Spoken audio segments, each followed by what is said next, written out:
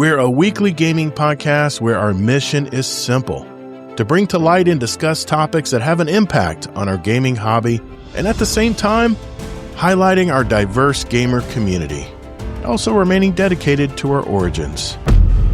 Guardian down. Join me, Todd the Gator, and my co-host Kingsley Mack as we invite a rotating list of guest co-hosts every week to join us at the Guardian Down Roundtable. And now, let's get to it.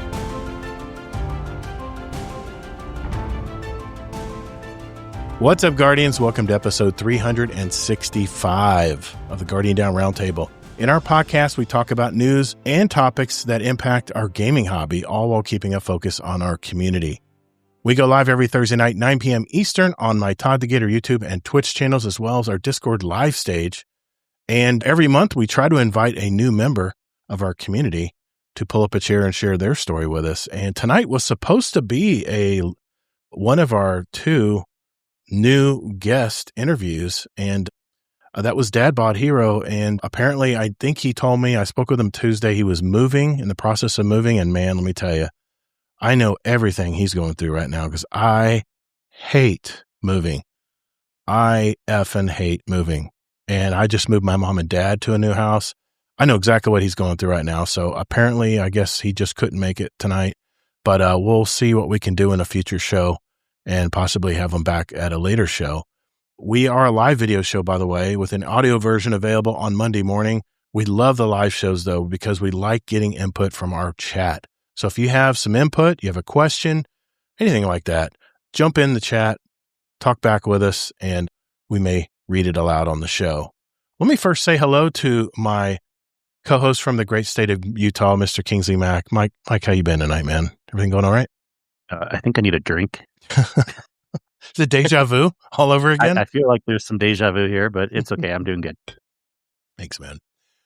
Filling in for us tonight is one of our brand new moderators of our community, but he's been a really good friend of mine for a long time now. He's been on several past roundtable episodes as well, and he's filling in for us tonight. I'm going to just help in the conversations with us tonight. Please welcome Zombie Pops. He's back again. How you doing? Always glad to be here. Glad to help out. Thanks, the only one I can. The other Todd. Not everybody knows. The other Todd. We have three Todds. Not all the same age, but we have three Todds that I'm very good friends with in our Discord. So it can get confusing, especially on raid night. One of the guys on the Wednesday night raid, he was trying to figure out which all Todds are Todds. Yeah. Talking about McMaximo? Mm-hmm. Yeah. Wow, you're just giving everyone's name out, are you? Yeah. Everybody knows McMaximo's name is Todd. He's already publicly posted it in the Discord. Not everyone. Okay. All right. Well, what's on the show tonight? We're going to kind of wing it a little bit tonight, but there's some stuff I did want to talk about tonight. First, I want to talk about some of the latest news about Sony. Since talking about, the layoffs with Destiny, their announcement that they're discontinuing physical disc, and the taking the movies down off their site, that people paid cash for that can't access anymore. All that stuff is kind of coming to a head. And the gaming community is furious right now with Sony, and they're getting a lot of pushback. So I'm going to talk about that a little bit. Also, Kingsley's been playing the new Black Flag Resync, and he's going to mention some of the new stuff that he's seeing in that game. We'll talk briefly about that. And then Zombie Pops, if there's anything you want to mention in the show tonight, brother, definitely mention it while we're talking, and we'll go from there. And my topic, before we wrap up the show tonight, I'm going to talk about Sony, probably picking up a theme right now. If you remember when they laid off all of Destiny, that they almost like the next day, they posted on Twitter or all their socials that they are looking to reinvigorate their live service games. And we were like, huh? Destiny was your largest live service game and you got rid of it. So what gives? I did a little digging, I did a little research, and I'm going to talk about what their strategy actually is going into their live service agenda in the somewhat near future. So we'll talk about that. After that point, of course, we'll get to our catch-up segment. We'll talk about what we've been doing, what we've been gaming since we last talked to everybody here. And I have 2 movie reviews that I saw at the movie theaters this week. I'll talk about those. And at the end of the show, if time allows, we'll answer questions from our community. whether it's in our Discord or whether people are asking us questions in our chat. So if you do have a question for us, if you want it in hard copy, go over to our Discord. And if you're not in our Discord, what the heck, man? It's discord.gg/Guardian Down Roundtable. And jump to the podcast questions channel in our Discord and enter your question there, and we may read it on the show live. Other than that, I think we're about ready to go. So if everyone's ready, let's roll. Hello, everyone. Elmer Fudd Games here. They say it's hip to be square, but really, it's hip to be Guardian Down Round. Round is the shape, not like square. It's a podcast. I hope you enjoy it. It's changed my life. It'll change yours too. All right. I want to talk about, before we get into our topics tonight, I want to talk about Sony and PlayStation. They have been under fire from all sides of the gaming community, it seems. Some due to canceling of physical games, but others due to the digital rights and the fact that they eliminated over 500 movies from their platform from expiring licensing rights that they refused to renew. So what is the latest news concerning all this? I know that, we just discussed the Stop Killing Games initiative last week, and I'm not wanting to revisit that part, but it seems the fallout has been swift, and Sony upper management, especially in the United States, is probably just wishing this would all go away and, direct our attention to some other drama in the gaming sphere. But first, there have been several social media campaigns against Sony. Anything from social media posts and YouTube videos, they have been getting heavy backlash. I'm talking major downvotes. Fans were spamming no disc, no buy, and moderators were getting frustrated with anything that Sony or PlayStation was posting out there. The Don't Kill the Disc petition, it's rapidly approaching 300,000 signatures now, Kingsley, not just 100 and something.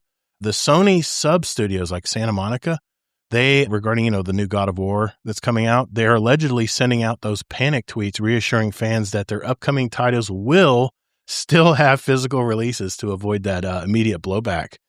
Reports have emerged that PlayStation France has begun temporarily banning Twitch users who post links to the petition or type no disc, no buy in chat. And even though the EU has not passed any digital rights laws, other countries like Mexico and Brazil are actively reviewing game ownership and preservation laws right now. And I don't know if you knew this, but the Chinese courts have already established legal precedents allowing heirs to inherit digital gaming accounts. That is outstanding, man. Way to go, China. You'll never hear me say that very often, but that is outstanding. Industry analysts speaking out say that Sony will not change their mind and that gamers who are canceling their PlayStation Plus subscriptions out of protest will only make up about 1% of their subscription base. It's not going to be enough to impact their digital margins, and that's based on 500,000 cancellations, which has been reported. I actually downgraded mine to the very basic because I still want to be able to play online, but I'm not going to pay them any extra money for stuff, like any of the extra stuff I got with PlayStation Plus, the Mac Daddy plan. I just wasn't using it, one. And two, it just kind of gave me pause about ownership and stuff with games. And at least for now, I'm keeping my subscription, but I went down to the lowest tier I could to be able to still play my games online. There are the $1,000 PS6 rumors and how only people that will be able to afford them will be the most hardcore of gamers. And, they have to have money to spend. Also, there are flaws in Sony's digital infrastructure. First, here's the deal. If you move to another country, Sony's digital infrastructure will not allow you to migrate your account to the new region. You can lose thousands of dollars of PlayStation Network purchases and all your game libraries would be wiped or you couldn't access them. Basically, you'd have to start a brand new account and start over. That is freaking nuts, man. People move across the country. That just blows my mind, man, when I heard that. The second thing, critics are pointing out that the recent high-profile PSN account hacks highlight a very fragile ecosystem where users end up spending thousands of dollars on digital licenses that could get compromised or mistakenly banned by automated AI tools in the future. Then, of course, is the question of, quote, do we actually own the game? If licenses can be revoked like with the movie purchases on some PlayStation Network accounts, what's to say they don't do it with gaming as well? Just a little bit of other news here surrounding all of this. There's been major progress being made on PC-based PlayStation 5 emulators like Sharp Emu and Kite AI, which have successfully managed to boot commercial 3D titles like Demon's Souls and Grand Theft Auto 5. And like we talked about in the last couple shows, there has been a mass exodus to PC. They've taken some small-scale polls that suggest that nearly 50% of dedicated PlayStation players would consider switching to PC and Steam if physical discs are completely phased out. Now, historically, consoles were always the budget-friendly alternatives to PC gaming, but with the hardware prices rising alongside, the restricted digital pricing, the value proposition of a closed console ecosystem is rapidly diminishing, it seems. So that's the rundown in a big nutshell, all the things that are swirling around Sony's head right now, this big fiasco. But what do you guys think about this? Any comments on all that information that I posted? I know it's a lot. I feel like we've talked about most of this already. Well, and also, yeah. I feel like you're making a much bigger deal. I think it's actually dying down. There's still way less signatures on the Save Physical games than there even are signatures for Bungie, for them making a Destiny 3. Yeah. So, I think it's approaching about the same amount. It's getting close. And if people are considering switching to PC just because they're taking away physical discs, well, guess what? You don't have that on PC either. So that's kind of a silly reasoning for switching. Yeah. And you're going to have to buy a $1,500 to $2,000 PC. So we talked about that already last week. Like going to PCs they're more expensive these days too, just like consoles, which look, I say go to PC, but it's not, I don't think that many people are going to switch because they're going to look at the prices and go, oof, Yeah. Also, you don't understand. I thought it was obvious, but like it's normal to not have game licenses when you go to other countries. This is not just for games. Apple has to do with apps. Netflix does it with TV shows. There's certain rules that certain countries can do certain things. So that's why you can't have the same game, the same app, the same TV show in all locations. Okay. So this isn't a Sony thing. Apple does that too. Okay. So I would not put that on Sony at all as like a point for, So explain this to me. If I have a Sony, an Apple TV account. If I move to, let's just say I move to Europe. Say I decide to live in the UK for a while. Mm-hmm. So how would I rectify that? Would I? Well, so you would cancel the billing with the American version. You'd start up the European one, and you may not have all the same shows.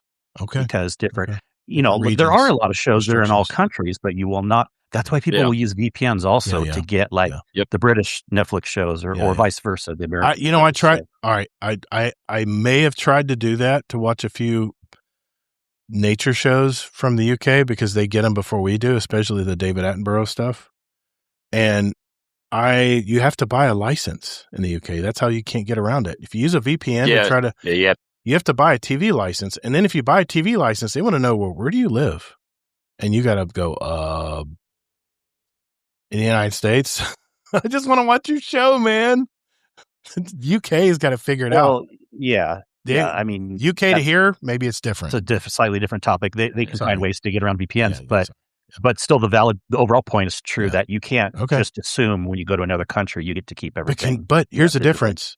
It's a streaming network. What about your games? All those games you bought. So if you move, you're screwed. It's like thousands of dollars of games. Well, I said apps, games, it's TV subscriptions. It's all TV subscriptions probably have it the best because there's probably a fair amount that all the countries have license to. Yeah. But you could lose all the stuff when you move to another country.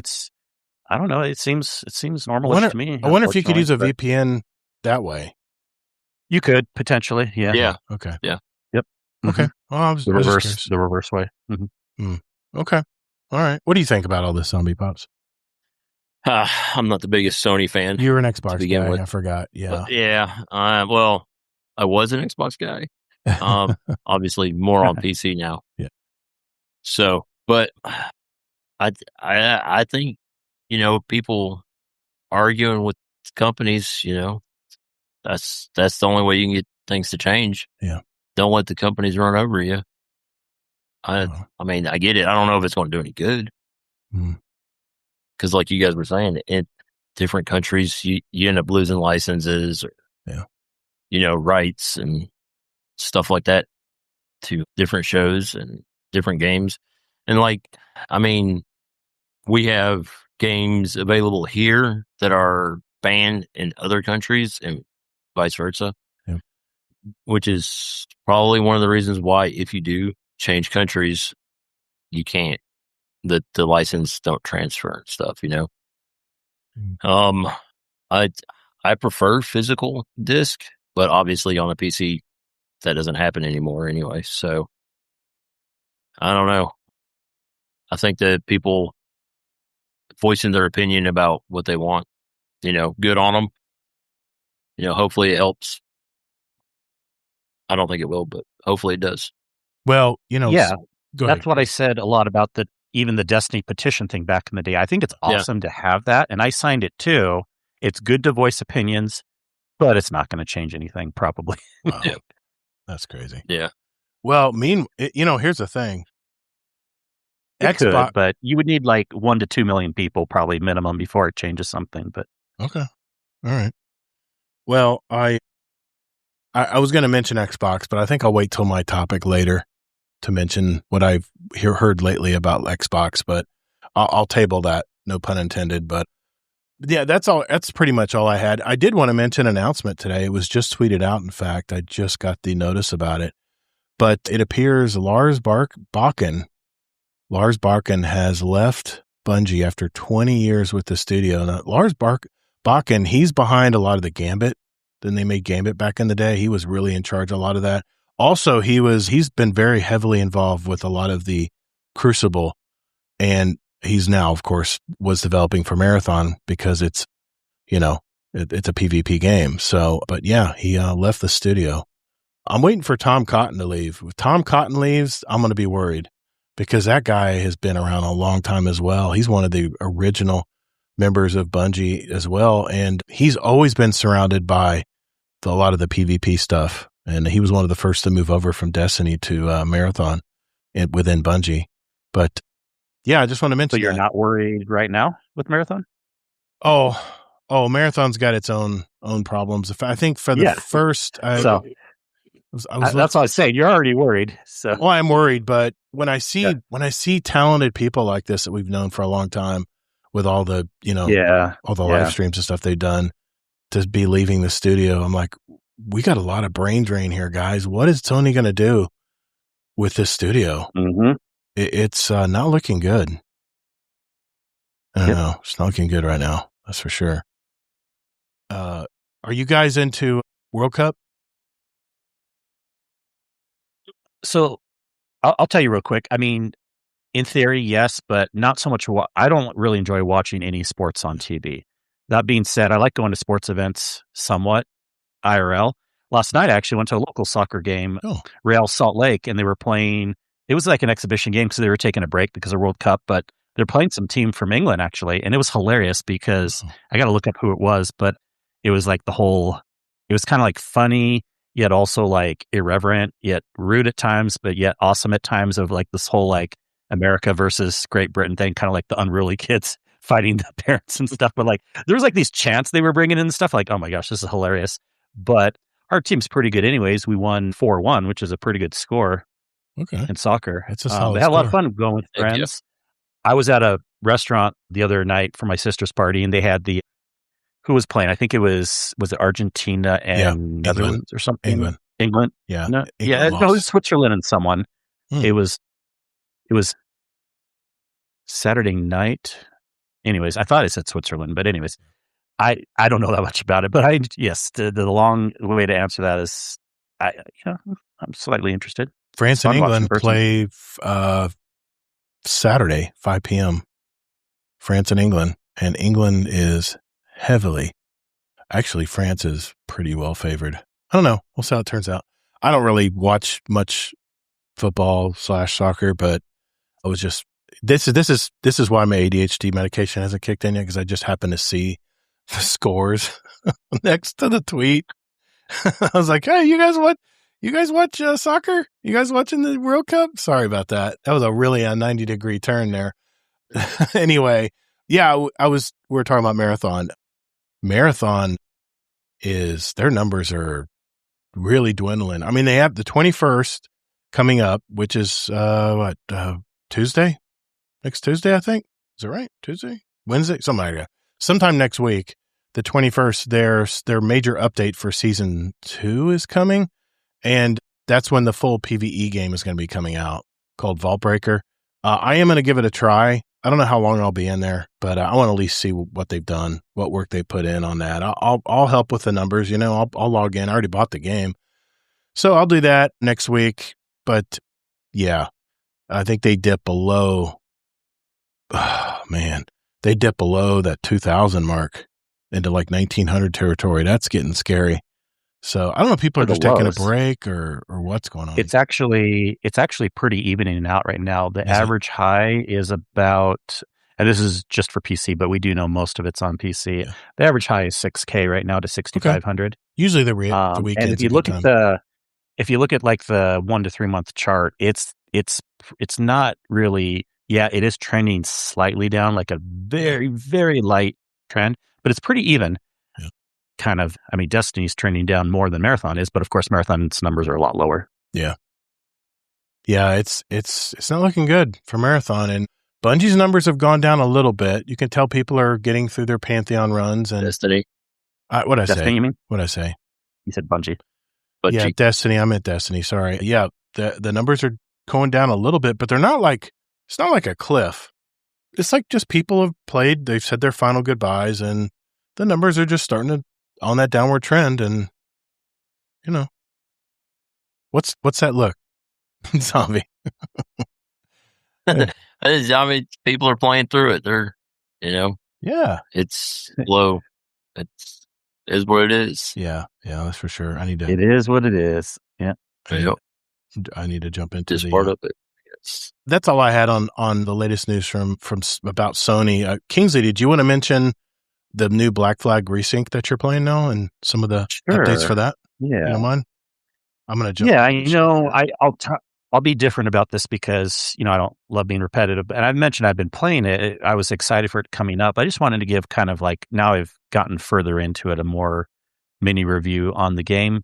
Yeah, I kind of knew most of this going into it, that it was a good remaster remake. It wasn't just some better graphics. Like, they changed quality of life things immensely for the game. And if you haven't played Assassin's Creed games, then you may not know all these details, but they still did a really good job having the old feel of it. And all the main missions are there, except for the switch to the real world stuff. They kind of, the last few Assassin's Creed games have been taking a different part in the full lore story. Like, all the games in general, they talk about being an animus, and like people in the real world can like go back in time and experience and live things. That's kind of how you get to be in these worlds of like ancient Greece or ancient the Caribbeans or things like that. Mm-hmm. And the lore part is changing a little bit in the newer games, and they've kind of changed to that new model when they redid this game.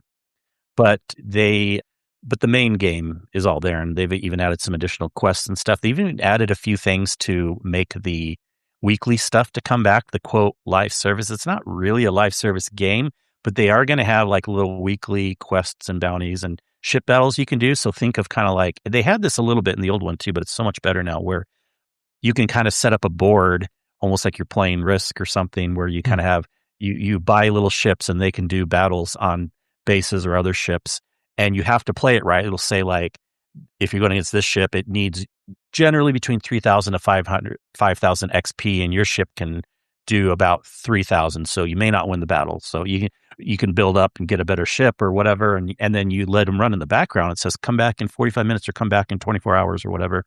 And then if you won the battle, you'll get all the resources and gold and stuff. But that's just the mini game.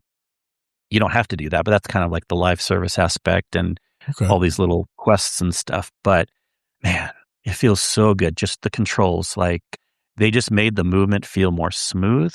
Everything feels less like sluggish. The graphics are amazing. And I don't know how Ubisoft does this, but like I noticed this with Shadows and other games I played since I've switched to PC, because I used to always play the Assassin's Creed games on PlayStation until, I switched to PC a few years ago. Yeah. Well, it's been several years now, but anyways, I don't know how they do it, but I have, I've been doing 4K gaming lately, and if it's a really high-end game, I can usually still get about 60 frames if I want to do if I want it to look really good, 4K and stuff. But most of my 4K games, I can even get 120 frames or more. But usually a lot of PC games, and you don't have to do this, but they have so many advanced settings and stuff if you want to tweak. But Ubisoft somehow does it in a way where they just know what your PC needs. Made it so easy to just go in. I didn't have to tweak anything. And I was already getting 4K. 60 is my minimum. You can kind of say, do you want to target for 60? I've never seen it go below. I've seen it go a little higher, but they kind of do an on the fly thing where if it's going to be higher, they almost lower the FPS back to 60, but give you better graphics. But then if it's going to be lower, they give you a little bit less better graphics, but keep it at 60. And you don't have to do that option if you want something else, but I'd rather have a consistent frame rate. Yeah. Because then it's not as janky moving around and stuff. And makes sense. Just so beautiful, so fun. I've been having really good time playing the game again and getting into all the quests of, this was an Assassin's Creed game that was kind of open world. You can still say it's open world, but it's not like it's a world where you can continuously go from one land part to everywhere on the islands. The only true open worldness is on the ocean. So when you land on the islands, there's little cities, you can go to Havana, Cuba, you can go to Kingston, Jamaica, you go to these different places, but there's bounds within that city. You're not going through the rest of the island where there's just rocks and jungles. You can a little bit if they have a mission that does that, but they have it. That used to feel janky. It used to feel like you've reached a wall and oh, it can't go that way. But now they just made it seem just so much more smooth and nice. And I'll tell you one last thing, and this is nice having Zombie on tonight too. I was playing the game the other day, and they have this thing where people can make, Assassin's Creed games have always had this, and other games do too, where picture mode and stuff, and you can take pictures and have it for yourself, but pictures can also go to the community. I don't know if that's the default option or not, actually. But I was looking around just coincidentally. Okay, good to know where I was, and then the picture right next to me, and it said Zombie Pops. And so I messaged him, and I saw it on my game. That's cool. Yeah, I think it's by default. It goes everywhere. I didn't change anything. I just took a picture. Gotcha. It showed up, I guess. So I didn't know. Yeah, that was fun. How are you liking the game so far? Because I know you play it, obviously. Dude, it's great. That's what you said. Those little mini ship battles and stuff, like the mini game ones. Hey, Zombie, do me a favor. Sorry, man. You cut out really bad. The microphone. No, you cut out really bad. Can you repeat that where you started when he asked you how you were doing on the game? Where did I? Yeah, how you feel like. Oh yeah, no, it's great. One of the only games I beat, one of the only Assassin's Creed games I beat 100% when it first came out. So I obviously enjoyed the first one. The little ship mini battle game. They had an app, a companion app for the original one, and that's kind of what it was like. So I guess they included it in the main game. But yeah, like you said, everything looks so much better. It's so much smoother. It runs like an Assassin's Creed game, a current one, I'm definitely enjoying it. All right. Yep. Ubisoft's still doing pretty good with that stuff. And like I've mentioned in the previous shows, when they've had the restructuring, at least they're not taking the gas off of their main IPs, which for them, of course, is Assassin's Creed and Division. I know Amazing Taco King said he liked Unity more than Black Flag. Well, good for him. Yeah. I mean, they ran the stats. This was the most popular game, so that's why they brought it to. Yeah, apparently Discord's going through some mess right now. Must be what's going on. No, I like Unity. Unity was fun. Yeah, I haven't really met a Black Flag game that I haven't, or sorry, an Assassin's Creed game that I haven't liked. So I got you. I didn't care much for the Valhalla one. It was okay, but really, I loved Valhalla. Yeah, it was another big one, so maybe that's why. Too in depth with the mythology stuff, I think. I played. But yeah, Discord says they're having API errors right now. If you go to their status page. Wonderful. Wonderful. I wonder how many people are live streaming on Discord right now. Oh my goodness. That's not good. I played Assassin's Creed a long time ago, like on PS3, but I never took to that game. I don't know, man. Wandering around and murdering people and doing little missions and being sneaky. And I played that already. It was called Metal Gear Solid 2. I did that already. But you want to play Grand Theft Auto? That means you should like it because you've played it and it's good. I mean, it was okay. 169 millisecond ping. Oh my God. Do you know what that means though, Todd? Do you know what a good ping is? That's a very terrible. I want a ping of like 3.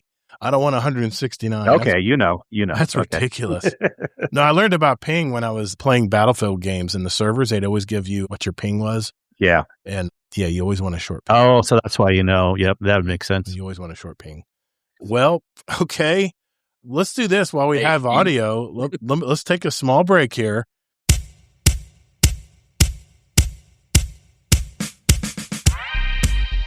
And now, a news bulletin from our Patreon sponsors.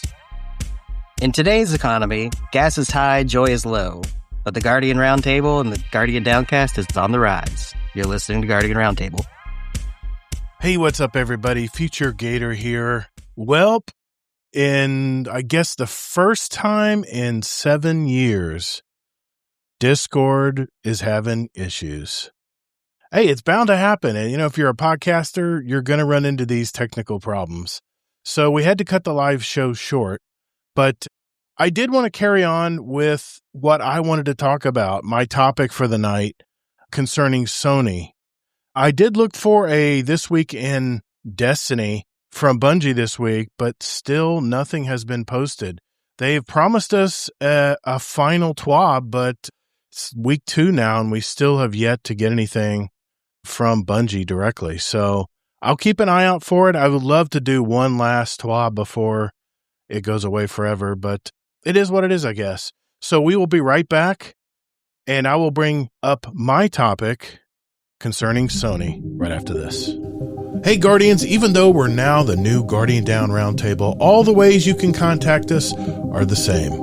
Just go to GuardianDownCast.com where you can email us, write us a review, send us a voicemail that we might air on the show, by the way, and even listen to past episodes where you can also search for a particular guest of the show.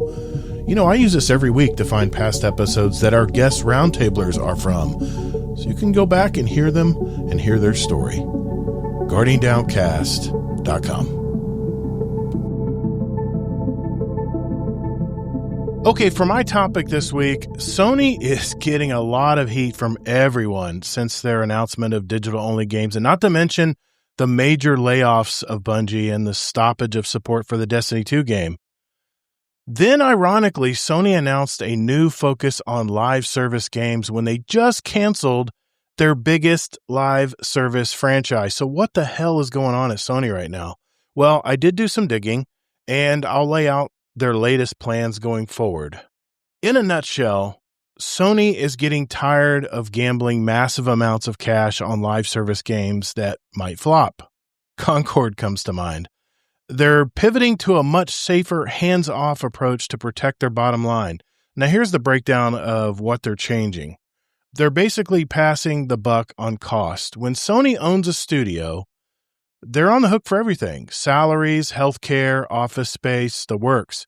If a game like Concord tanks, Sony eats these costs while still paying the staff. But by working with third-party developers, Sony avoids that overhead.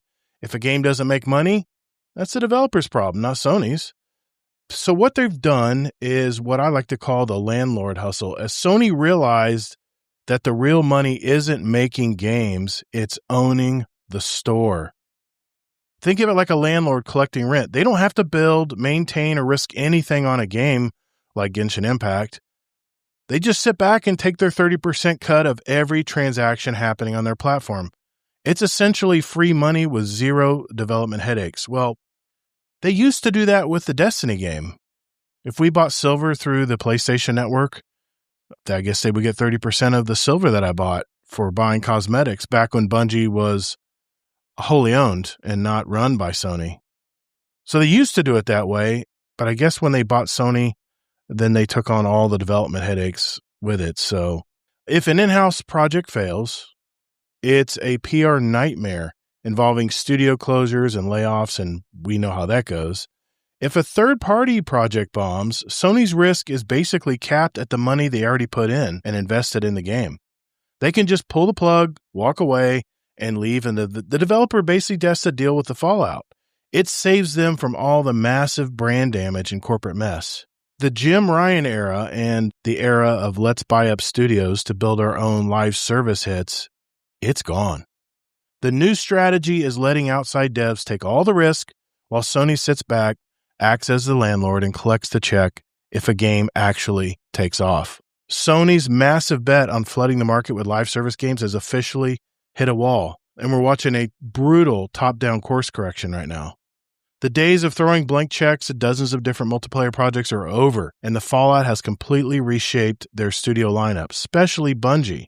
Now, I'm not going to go over what happened to Bungie because we've beat that dead horse. We've talked about all the layoffs and how much money they spent and how all the big developer heads walked out with their nice big fat checks when they sold their Bungie stock back to Sony. They're basically shifting from volume to discipline. Sony's original goal of launching 12 live service games has been aggressively pruned. They've learned the hard way that you just can't force single-player studios to build retention engines overnight. Bluepoint Studios learned that the hard way, right? Here's the casualties. Naughty Dog has already reported that they walked away from The Last of Us Online, and a lot of people wanted that game, but they knew it would bleed their single-player teams. I mean, plus they're working on their new entry, Intergalactic, which we saw a preview of, I think, from the Game Awards last year. Then Concord happened, serving as a massive warning about launching into a crowded market with a real hook. Other prototypes at Bend and Bluepoint were quietly killed as well. I talked about Bluepoint, and Bluepoint got closed down. They were being forced to make a God of War Online live service game. They're good at making remasters. They're not good at making live service games. I never understood why Sony did that. But anyway, Bluepoint's gone. So here's the new metric. They're moving away from chasing those massive player counts at all costs. Now it's all about CLV. It's customer lifetime value, LTV. Keeping development lean and making sure a game is strictly profitable per player rather than praying for that mega hit. Maybe that's the reason why we're not hearing anything about a Destiny 3. As far as the PC goes, they have a two-pronged approach to that. The PlayStation leadership, they're not abandoning multiplayer entirely, but they are drawing a very hard line between their two styles of games. The single-player prestige games for, like the big blockbuster narratives like God of War and Horizon Zero Dawn, Sony is widening their PC release window back out to 3 to 5 years. Not day one.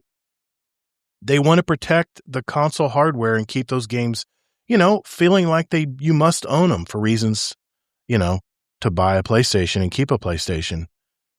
I think this is the only direction Sony can go.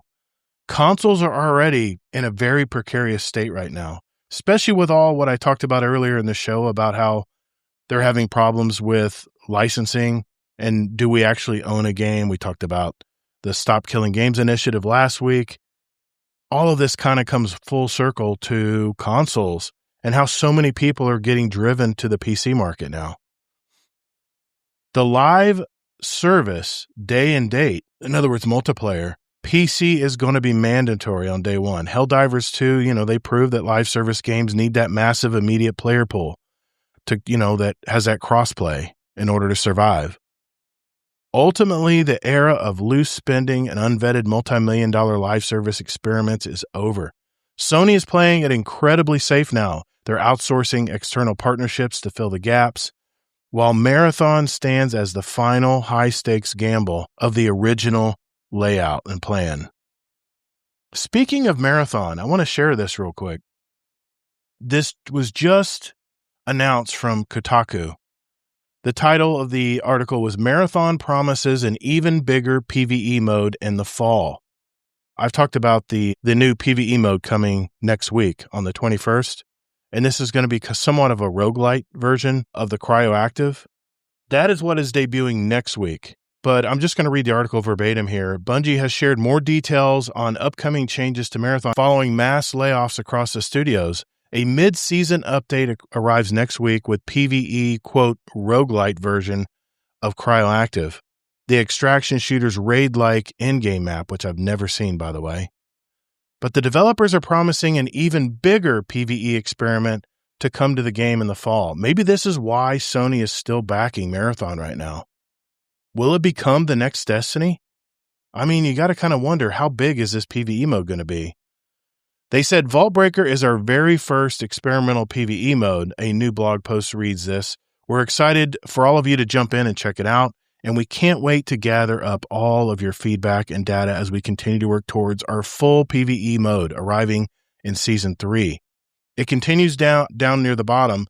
Vaultbreaker, which runs from July 21st through August 4th, man, that's only a couple weeks, is our final foray into an experimental PvE mode, and our ears will be to the ground listening to your feedback that will help us continue to iterate as we continue to evolve PvE into Season 3.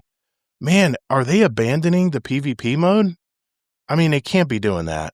I mean, is their PvE mode maybe going to be like Crucible was in Destiny 2? Will it be just a separate playlist off to the side? Continuing on with the article here, the tease suggests Bungie isn't waiting to find out if Vaultbreaker will be a successful mode. It needs PvE to work in Marathon, lest the game get retired ahead of schedule.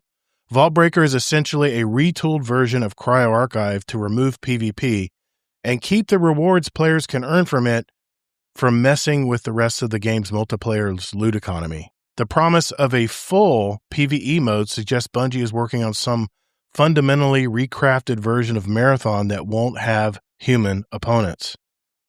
The rest of the post is essentially a preview of the mid-season refresh players are getting after what's honestly been a bummer couple of months. Vaultbreaker will give players who didn't complete CryoArchive and its boss fight a chance to experience some peak level and encounter design movements. It's also come with a pretty convoluted progression path that I'm not going to even begin to bother explaining here. I'm still reading from the article here. The sandbox is also getting tuned with buffs for the WASTR combat shotgun and nerfs for the D54 battle pistol. Players can now load into matches with only 2 of one or 1 of each. A new cap on consumables is aimed at making high-level engagements less repetitive. Quote, feedback is clear that spam is still an issue on Cryo and that bubble shields are flattening high-level combat, writes the development team. We'll see if that brings more positive vibes to back half of Season 2 than the first half. Season 3 with its new PvE mode won't arrive until sometime after September 22nd. What do you guys think of all this? Do you really think that they're trying to convert Marathon into a Destiny 3 type game? I mean, it's obviously not the same story. It's not the same game. But maybe this is their way of creating that gap that Destiny has right now. I mean, let's face it. There's really no live service games like Destiny 2. That's why so many people played it for very long, so for all these years, like myself. But what do you guys think? Head to our Discord and go to our show feedback channel and let us know what you think here. Do you think that the reason Sony is hanging on to Marathon is that they're taking a 90-degree turn into a PvE game mode? Man, this is like the opposite of Arc Raiders. I love Arc Raiders. Yes, you can take a drink. Arc Raiders is basically a PvE game that Embark built. And when they playtested it, the playtester said it was just too slow and boring. I really disagree. But they added the PvE mode in an attempt to create some drama or maybe some more excitement and danger on the playing field when you're topside in Arc Raiders. It's really funny. Marathon's doing the opposite. They started with the hardcore game, realized that no one wants to play hardcore PvP modes, and now they're shifting to more of a PvE, a full PvE mode. Now, I'm going to play the Crypt Breaker or Crypt, whatever that new PvP mode is coming, a PvE mode is coming next week. I'm going to jump in and play it, but it's a roguelite. And as Kingsley said in the last shows, he doesn't like roguelites. He doesn't like that kind of stuff. He wants discovery. He wants big worlds he can go looking around. Can you imagine by the end of this year, Marathon having huge worlds like Destiny did. Man, I don't know how they can pull this off, but I just got this feed from Kotaku just minutes ago after our audio went out in our Discord. They'll have it up and running tomorrow, but like I said, I wanted to make sure I talked about Sony's future for live service and the reason why they are yelling to the world that they're reinvigorating their live service. When in all actuality, what they're doing is they're not really going to support live service anymore. They're just going to stand back and offer all of the microtransaction commissions. That's what they're counting on. You buy something from Eververse and you buy silver, they're relying on that 30%. That's their strategy. That's kind of lame. To me, that's kind of lame. But I guess we'll see. Anyway, I just wanted to bring that up before we end the show tonight. But I want to talk about our catch-up segment before I go tonight. I want to talk about what I've been doing this week. I have 2 movies at the theater that my wife and I watched, and I want to give you my reviews of those right after this. Hey, this is Beryl Barley, and you're listening to Guardian Down Roundtable. Before we go tonight, I wanted to just talk about my week, and I had a couple movie reviews I want to mention that I just saw this week. By the way, we're going to see the Odyssey this weekend with my parents. We're hoping to anyway. I will definitely talk about that movie next week in next week's show. By the way, Miklo will be our new guest now next week's show. So even though this week went a little off the rails with Discord having issues, I did want to mention that we'll be talking to Miklo next week. And here's the thing. I have totally revamped my interview questions, and I hope you guys will tune in next week. I was really hoping to try those on Dadbot Hero tonight. And, best wishes to Dadbot. I hope his move's going okay. There's no hard feelings or anything. Things happen. It's just sometimes that's the way it goes. I hope he's okay. Anyway, talking about this week, my main gaming this week has been very limited. I've been working really hard. Business is just really crazy right now. But I have been doing one thing. I created an alt account on my Arc Raiders in the Arc Raiders game. I've leveled him up. He's level 75. He's max level. And I've filled the pod to, do the expedition. And I actually signed up to do the expedition because I wanted to see what I was missing. I've heard people say it's fun. I've heard people say it's a waste of time. I want to know for myself, what an expedition is like. I mean, I got to experience all the game, right? Anyway, my alt account it's based on, I get 5 extra skill points, up to 5 extra skill points, but it's based on total damage that I do to Arc or other players. But as you know, I've never shot another player in this game. I get all of the best PvE lobbies. And every now and then, I think if you guys saw my live stream of Arc Raiders last Saturday, I actually had someone camping one of the Raider hatches on damn Battlegrounds. I'll definitely be careful of that next time. But, it's no big deal. I had all the blueprints to make everything up again, but it's just frustrating that people decide to just camp at one of like 7 different spots on the map. Anyway, people got time on their hands, I guess. But yeah, I've almost done all the DPS to get my 5 extra skill points. I think I'm you got to do 100,000 damage total. And I think I'm at right around 80,000. So I've got 20,000 more to do by Monday. So I'll be working on that probably this weekend. We are going to be getting together to do something this Saturday. I think we're going to be doing another Pantheon run with the fire team. So yeah, I'll definitely be streaming that as soon as I know what we're going to be doing on that. But I have been watching Euphoria. That's been my series that I've been watching. There's a lot of sex in this show. But what's really great about this show, as crazy as it is each character, each episode kind of spells out the background of each of these characters. And the writing's really well done. The acting is fantastic. Zendaya just does a fantastic job. I can see why she got nominated for some awards on this show.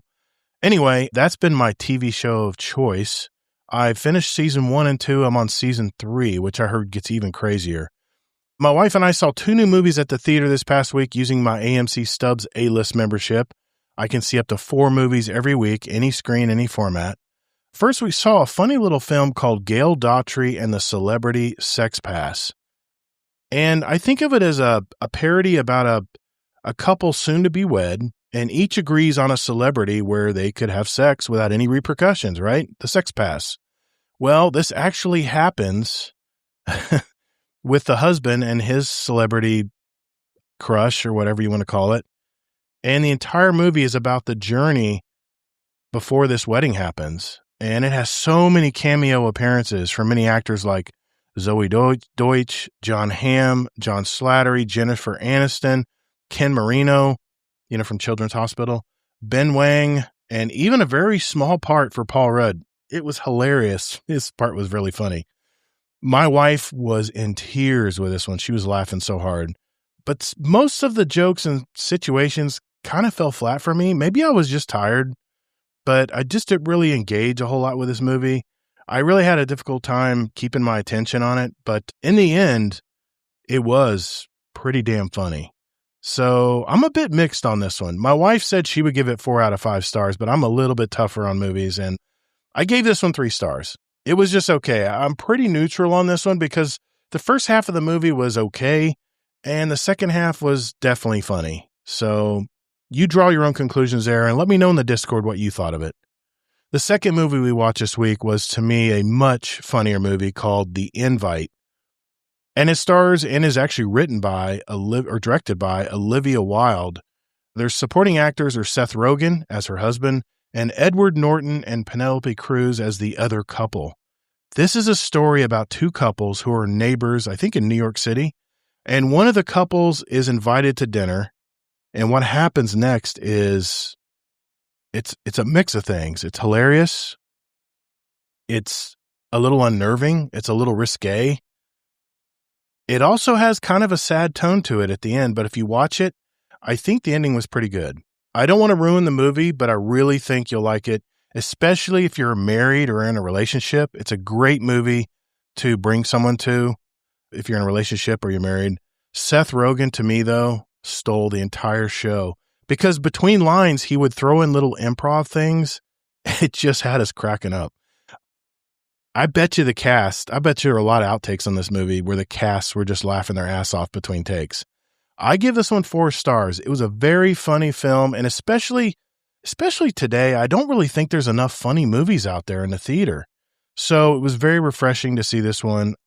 It will definitely lift your mood if you go in, kind of hating life. How life beats the hell out of you these days. As far as Destiny goes, we did take another break last week, and due to a couple of our fire team members are on vacation. But like I said earlier, we do plan on doing something Saturday night, and of course, I'll be streaming it as usual. All right, before we go, I have some input for some of our members in our Discord, and maybe a question or two. Be right back.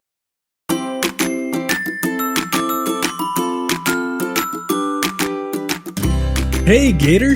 If I was to send a question for the show, where would I need to go? Wow, great question, Native. Can't believe you thought of that.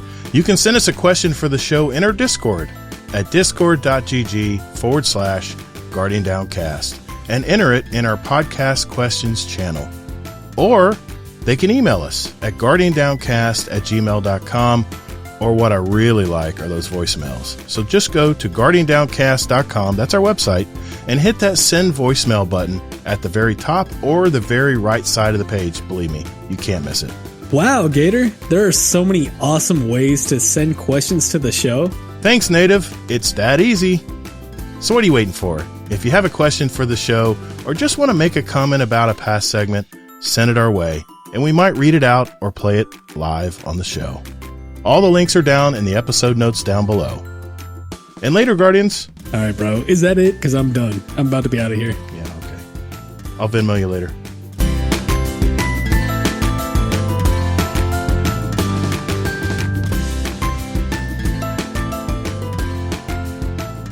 All right, we're back. First thing I want to do before we get to our questions from our community is we got quite a bit of feedback from some of our past shows, and I wanted to read out some of the feedback that our community shared.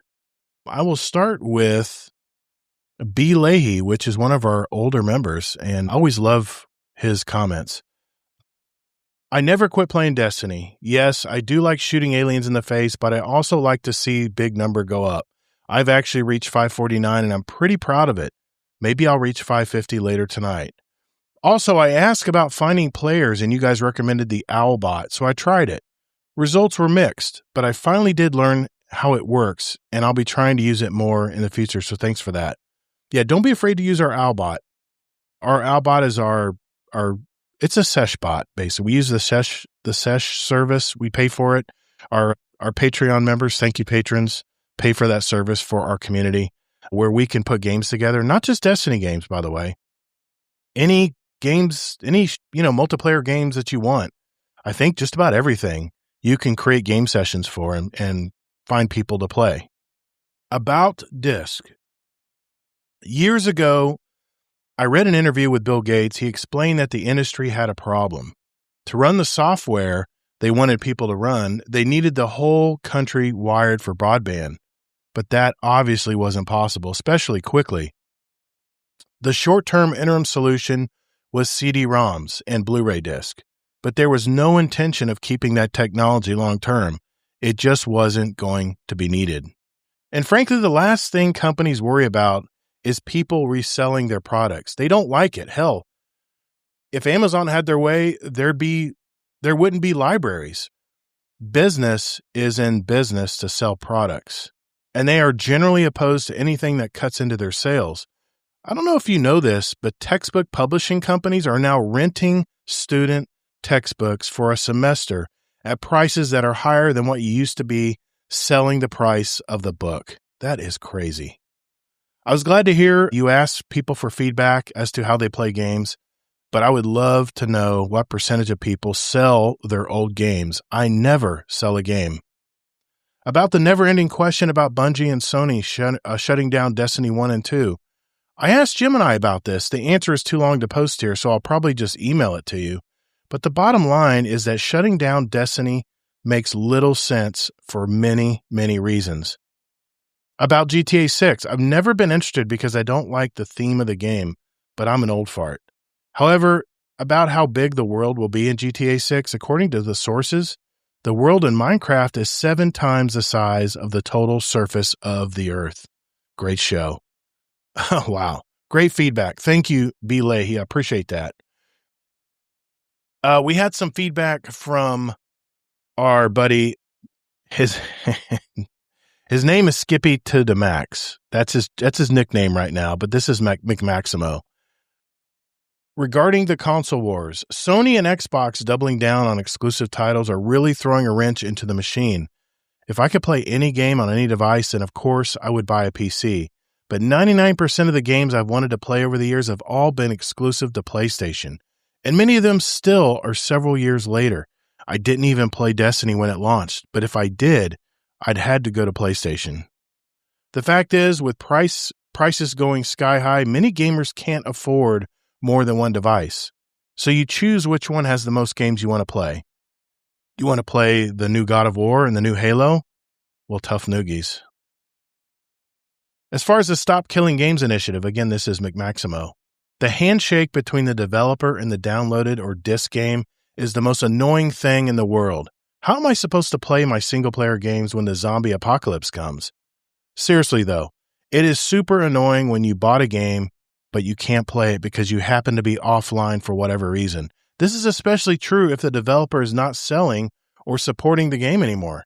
What do they care if you have an illegal copy at that point? Yeah, that's been an argument with pirating these games and people using emulators to boot up these games on PS5.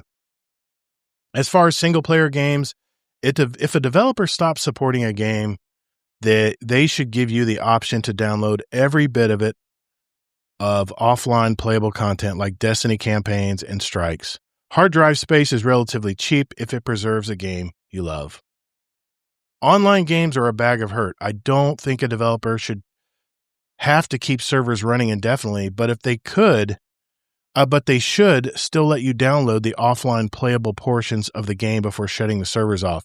And there should be some sort of disclaimer as you're licensing a game. I'm sure it is there already, but it needs to be in your face, not buried in the EULA, the end user license agreement. I can totally understand the developer shutting down servers if there are relatively few players. But if the game has a huge following like Destiny, I don't know why you wouldn't just offer a small yearly subscription to keep the servers running.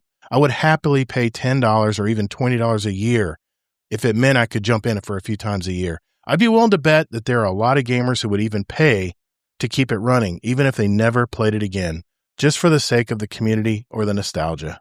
B. Leahy chimed in again. Today's motivational speech. I've been listening to podcasts and watching your YouTube videos about the demise of Destiny, and it seems that the narrative has become that Sony is the villain in the piece. I disagree. Sony is an extremely well-managed, highly successful firm with a history of innovation. The bad guys were Destiny. They took early success in video game design and innovation and ran it into the ground. You don't agree? Remember each week on Guardian Downcast when they would get to the TWAB and the known issues and Gator and Kingsley would say shit's broken and everyone would laugh? Here's an idea. Fix broken stuff as a number one priority. According to reporting, they were in serious trouble when Sony started looking at buying them, and they played a $3 billion con and sold Sony a turkey.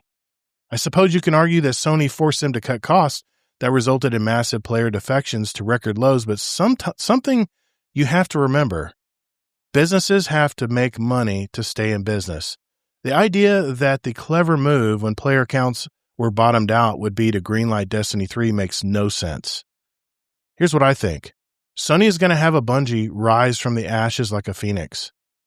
If live service games are going to survive and grow, they have to operate with smaller staff and use AI and automation, and yes, some level of overseas production. I'm guessing Bungie's best and brightest are working on Marathon. Now, at a deliberate pace, they can build the game of the future. But you don't start with hundreds of people and try to build a game that can be run by a small number of people. You start small and you keep it small and grow at a reasonable pace. You use the latest technology and you invent even newer technologies. I'm hoping Bungie's best days are ahead. Thank you, B. Leahy. Appreciate that. That is just some of the feedback that we got this past week from our past episodes. I just wanted to share those. And I got a question here from Deadpool1 Merc. Are we too quick to label a game as dead after a rough launch? All right, here's my answer to this question. We are way too focused on those Steam charts. The only number that should really matter on the Steam charts is how many people bought and played the game on day one. Whatever that peak is that you see on Steam, that's their sales numbers. That's the number you should be looking at. Because if Sony sells, let's just say Sony sells God of War, the new God of War coming up, and they have 2 million people on the Steam charts playing the game. One, you got to remember that there's a PlayStation and an Xbox also that are playing these games. But God of War is a bad example because Sony being smart is going to make that a game you can only play on PlayStation. Like I said, consoles are in jeopardy right now.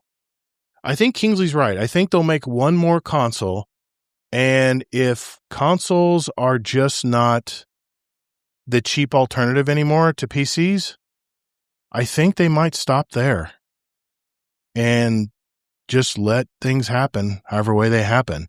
And they'll just probably keep making games that are proprietary to their platform. And then eventually, 3 to 5 years later, according to the articles I looked into, then release it to PC gamers. I don't know. We'll have to see how that turns out. But I think we are too quick to label a game as dead, even if it has a rough launch, because everybody keeps looking at those numbers. For live service games, I guess that's important. But as far as game sales and how many people are playing your game, the only thing that matters to Sony or Xbox or Epic or whoever is out there selling their game is how many did they sell? I'm sure I have contributed to this number. I've bought games from all of these, not Epic, but I bought games from Steam. I bought games from Xbox, from my Game Pass.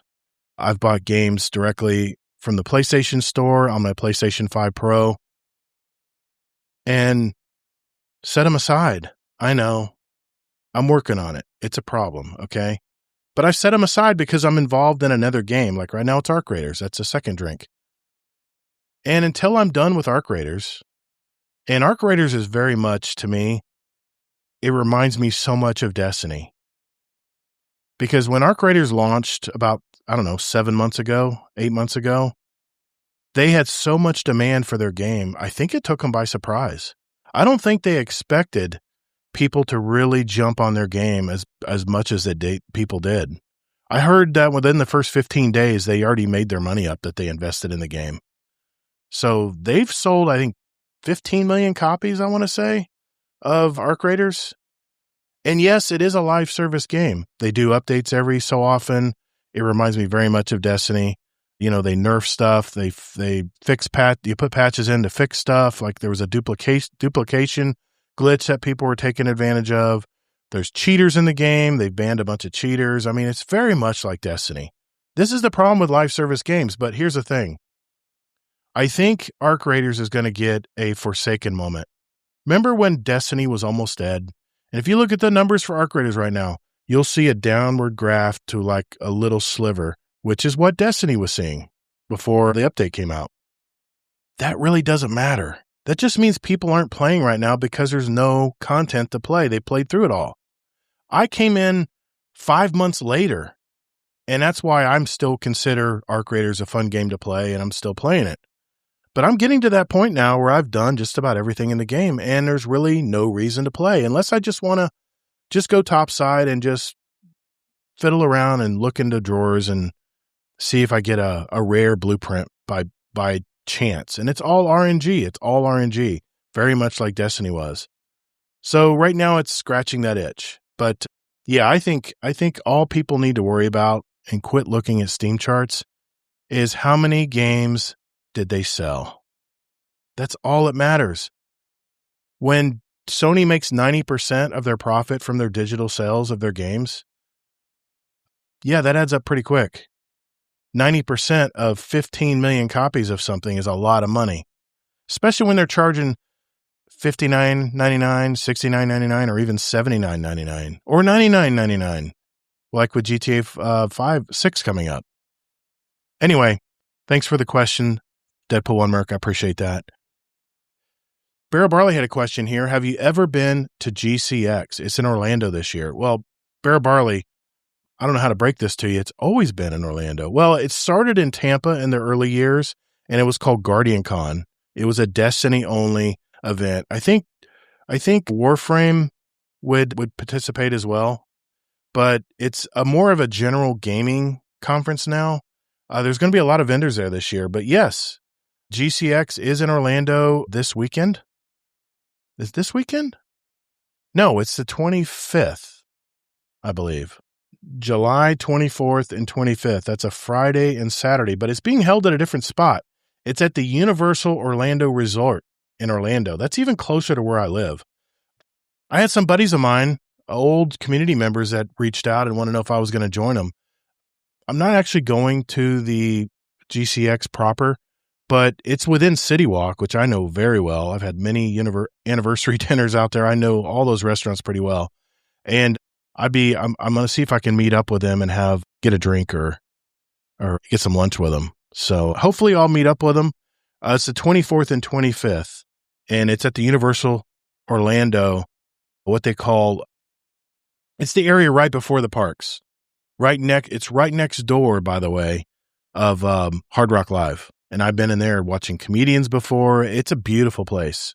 So if you have the chance, you got a ticket to go, I'm really excited for you. It's going to be a lot of fun. I do recommend that you go ahead and buy a ticket to one of the parks as well. It's not cheap. Welcome to Orlando. The theme parks are not cheap, but I would recommend getting like a weekend pass. Maybe go on Sunday after GCX is over. If I was to choose between the two, there's two parks there. You have Universal Studios proper, and then you have Islands of Adventure. If you like roller coasters, and holy moly, do they have some great roller coasters, Islands of Adventure any day. They have the new Raptor coaster there. Holy crap. It's something you'll never, ever experience anywhere else. You literally are inverted for a long period of time and shot like a cannon. It is the craziest ride you'll ever get on. So I highly recommend, if you're spending the money to go to GCX next weekend, make sure you get a weekend pass or a day pass to Islands of Adventure. Fantastic park. Be sure to ride the Hulk ride as soon as it's the first roller coaster to your left as you walk in. One of my favorite parks. My wife and I had annual passes to it for the longest time. I really hope you guys have fun. But I will not be attending GCX proper, but I have been. I met a few community members from our community there about 4 years ago, I want to say, when it was at the Rosen Hotel in Orlando down on International Drive, which is just short speak for where the tourist strips are in Orlando, close to SeaWorld, I guess you could say. Thanks, Barrel Barley. I don't know. Are you going, Barrel? I didn't know. If you're going, man, let me know. I'll meet you for lunch, man. Literally, Universal Studios is a half an hour from my house. And if it's on a weekend and I'm not working, I'll be more than happy to meet anyone who's going to be at GCX this weekend. Hit me up in the Discord. Shoot me a DM. Let me know if you're going to be here. Maybe we'll get a group of people together and we'll have a nice lunch. There's great places to eat out there. Really good food. But bring your pocketbook. It's not cheap. Appreciate the question, Beryl. Hey, Guardian, our show runs on Duncan. I mean, it's supported by our community. And by that, I mean our Patreon community. We're nearly 100 strong now. And if you want to join an awesome group of people and get the benefits like a private channel with myself and Kingsley Mack and all of our other Patreon members out there, not to mention special badges in our Discord community, years of behind the scenes, special audio and video episodes just for our patrons, and it's really simple. Just go to GuardianDownCast.com and hit that Patreon button to find out more. You can also join us for free, so what do you got to lose? If you've received any value from the show today, keep those corporate sponsors out of our podcast by simply joining our awesome community at patreon.com/support Guardian Downcast. Later, Guardians. Hey, it's Future Gator here again. Another update. Man, things are moving really fast right now with Bungie and Marathon. And I just talked about how Marathon is going more full PvE coming up in September. Well, we just got this tweet today from Mr. Joe Ziegler. Hey, everyone, I've got a bit of an announcement to make. Today, Friday, 7/17, will be my last day at Bungie, and I'll be passing the torch of game director to the very capable and amazing hands of Del Chaffee III, who will guide the game forward alongside the creative director Julia Nardine. Both of them have been operating in strong leadership capacity for the team and are ready to guide Marathon into the next chapter with an even better and brighter future. I'm proud of them, and I'm excited to see them helm the future of this crazy little world we've created together. As for me, I'll be heading to something new, something else. Somewhere else, and we'll update you on where and what soon. I just want to say a deeply heartfelt thank you to all of you supporting me and Marathon in our windy mission to bring a dark and terrifying space survival frontier to your screen. The mission will continue in new and surprising ways, so stay tuned for what this team has in store for you. It's been a pleasure seeing all of the stories you've created, all the clever ways you found ways to murder robots and one another. Hopefully, as I move on to new things, you'll join me for those adventures as well. Much love to the Marathon community and to all of my friends and colleagues at Bungie. May we cross paths again. Keep it weird. Keep it real. I tell you what, this just gives me more proof that Marathon might be not the next iteration of Destiny, but maybe a compromise from Sony and Bungie. If they're not going to make a Destiny 3, then maybe they're going to make some type of PvE campaign mode, maybe with some lore. And I mean, like I mentioned, I played Marathon when it first came out. The lore is very rich in this game. And it brings me to another possible thing that might be happening. Allison Lures was kept with Bungie. Everybody was pretty much canned that did anything with Destiny 2 except Allison Lures. And I'm wondering if she is going to be behind some of the lore and storytelling with the new PvE mode in Marathon. I know, maybe a little cope. Yeah, I'll give you that. But you got to think, what is going on here?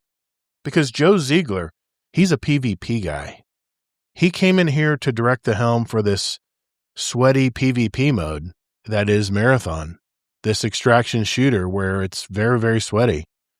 I mean, he came from other games that were very sweaty like that, very hardcore PvP stuff. So I'm thinking Sony may be making changes here internally with Bungie as far as the Marathon game. Maybe that is what we don't know yet. Maybe there's something going on behind the scenes and why their numbers are dipping so low in their PvP version of this game. Maybe there's something Sony is really hoping that will bring players back to the game and experience the Cryo Archive and all of the deadly robots and stuff out there. Anyway, I just got that update just now. I wanted to make sure I shared it with you guys in this week's episode because next week it'll be old news. So there you go. Hey, Future Gator here again. I told you things are moving fast at Bungie right now. Just got another article titled Bungie quietly names a new Marathon general manager after a 20-year studio veteran retires. I talked about Lars Bakken retiring, been with the studio for 20 years. And this is the story pertaining around him leaving. Reading the article here, it says, Bungie's new Marathon general manager has surfaced through LinkedIn. While a veteran developer retires, Lars Bakken, after more than 20 years at the studio, Sony and Bungie's June layoff notice covered around 292 jobs tied to the company's Bellevue reduction, including senior positions connected to Marathon. The public filing listed a Goliath general manager as an engineering director, producers, art leadership, UX, and testing among the cuts.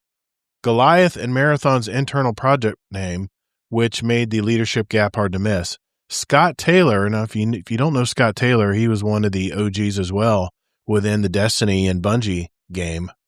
He had served as Marathon's general manager from 2019 in March until June 2026. According to his LinkedIn history and Bungie's game credits, his departure landed during the same month as the layoffs, although the redacted filing didn't identify affected employees by name. Bungie also hadn't publicly announced who would take the role next.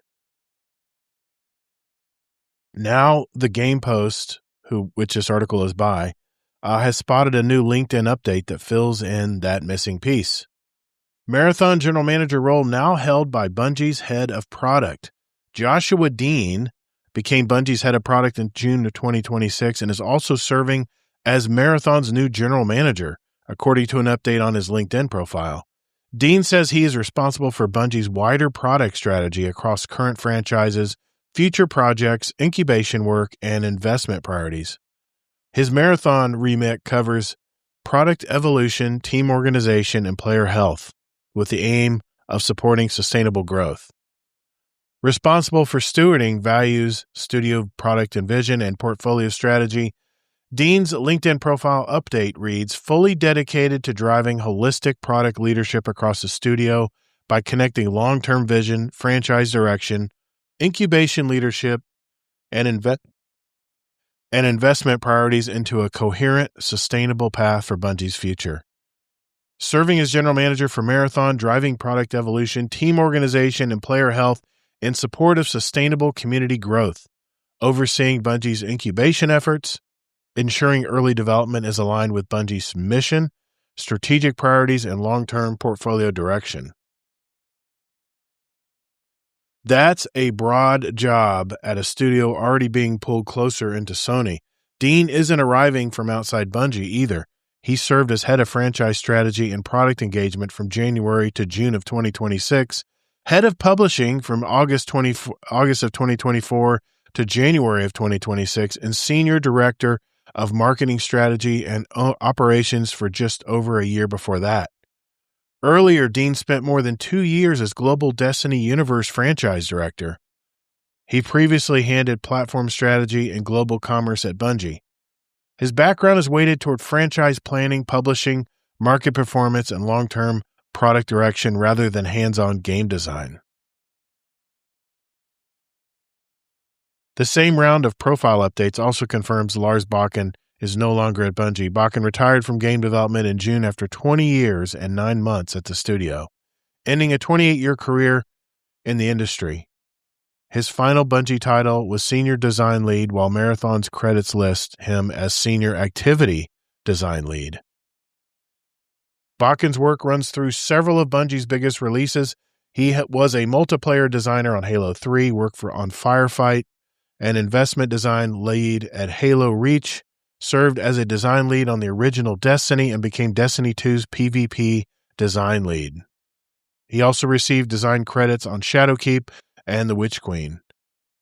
There's a lot of Bungie shooter DNA walking out the door. Though Bakken's LinkedIn update frames the exit as retirement rather than a layoff, his profile now lists him as a self-employed dog walker. Dean takes over Marathon's product leadership while Bungie reorganizes after the June cuts. His responsibilities now stretch beyond one game, connecting Marathon's direction with the studio's wider portfolio and incubation plans. What do you guys think of all this?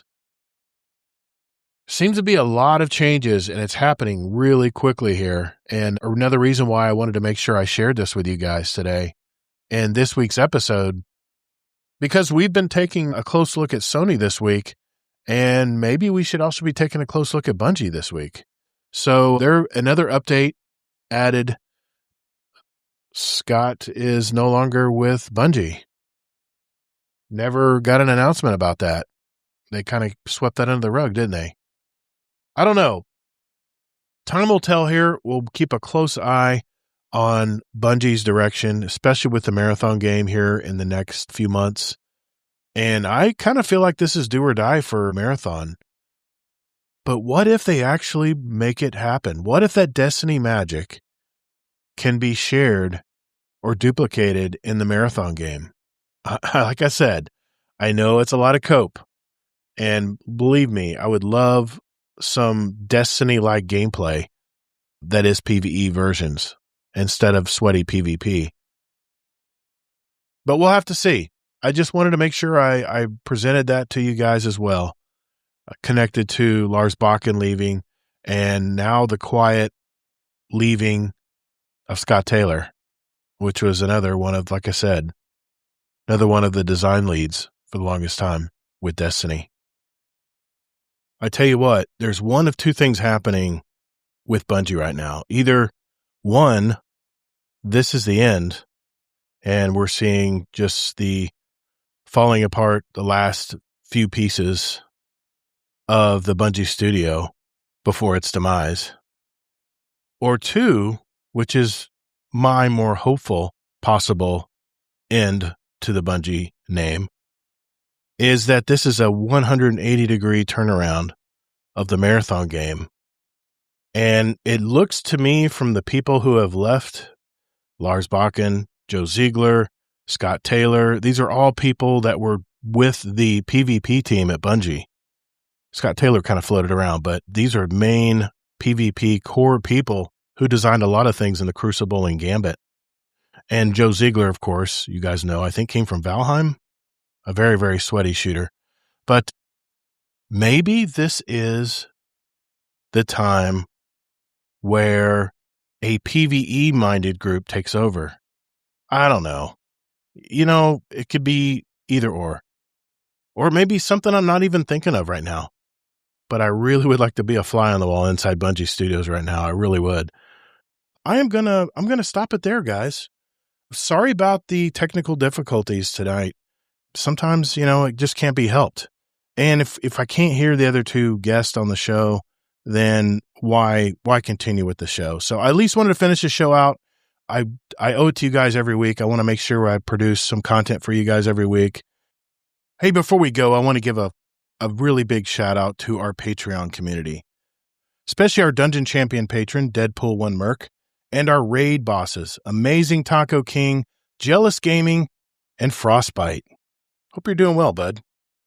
So whatever your game you're into these days, be sure to take breaks, hydrate, and touch grass.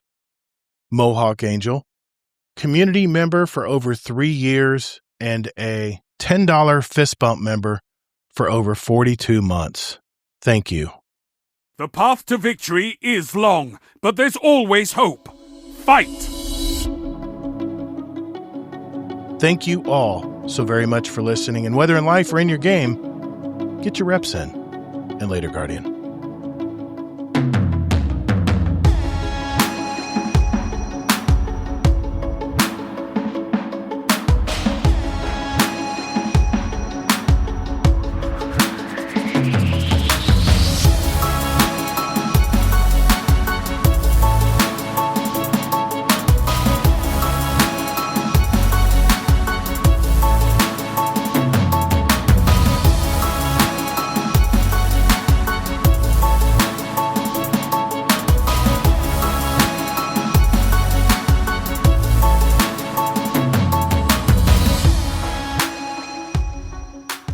Overtime. Let's do this.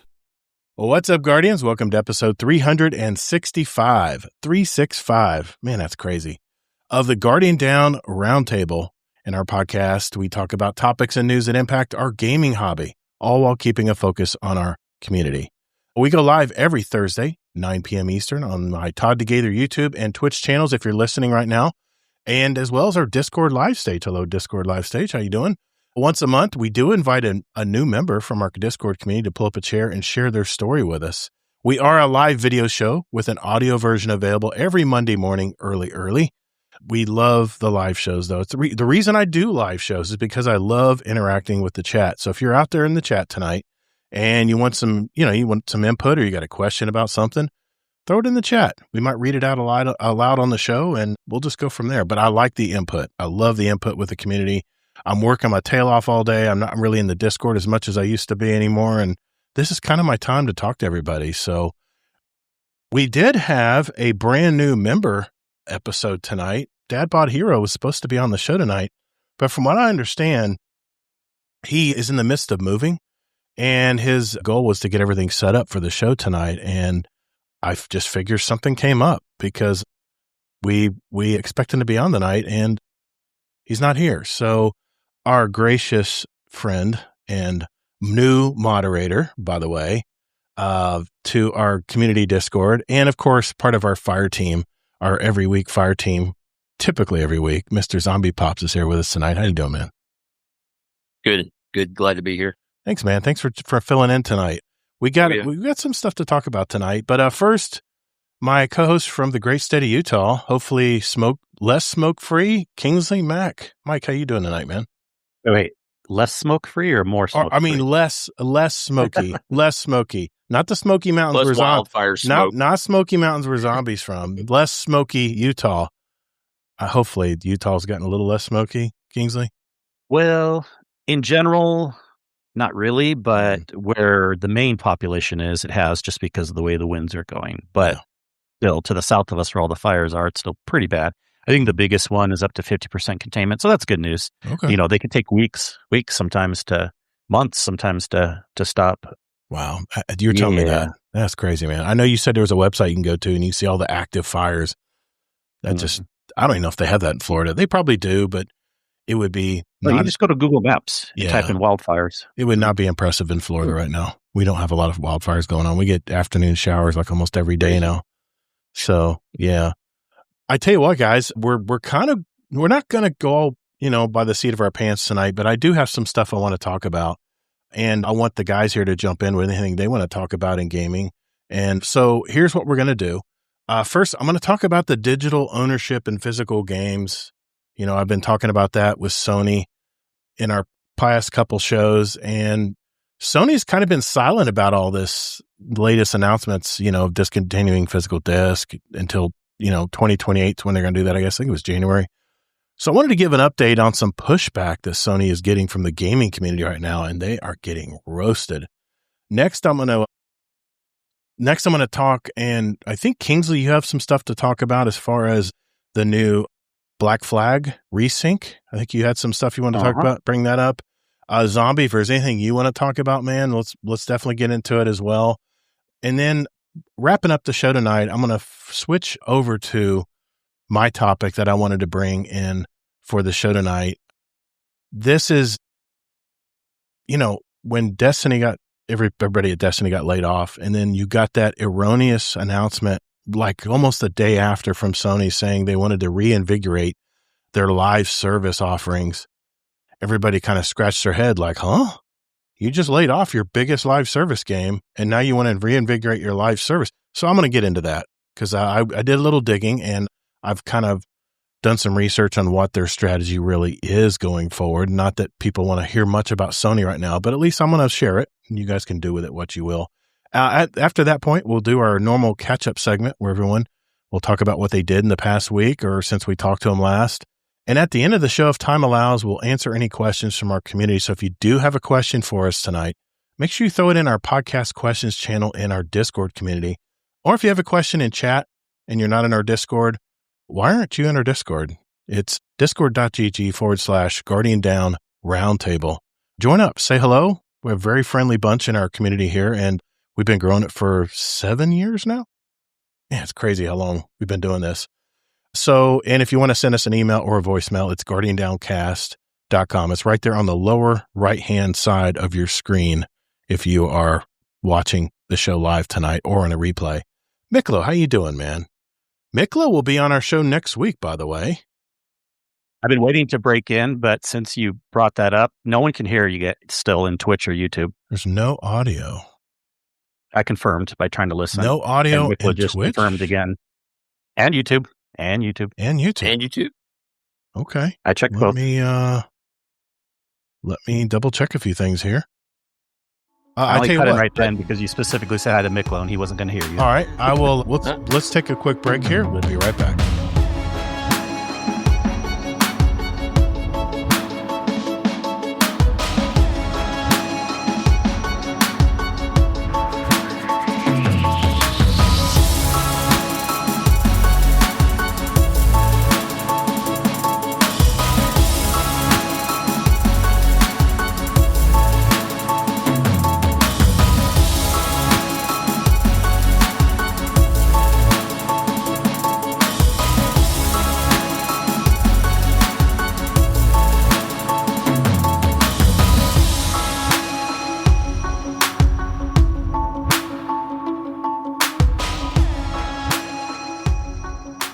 I'm not good at math. What can I say? I kill bugs for a living, so.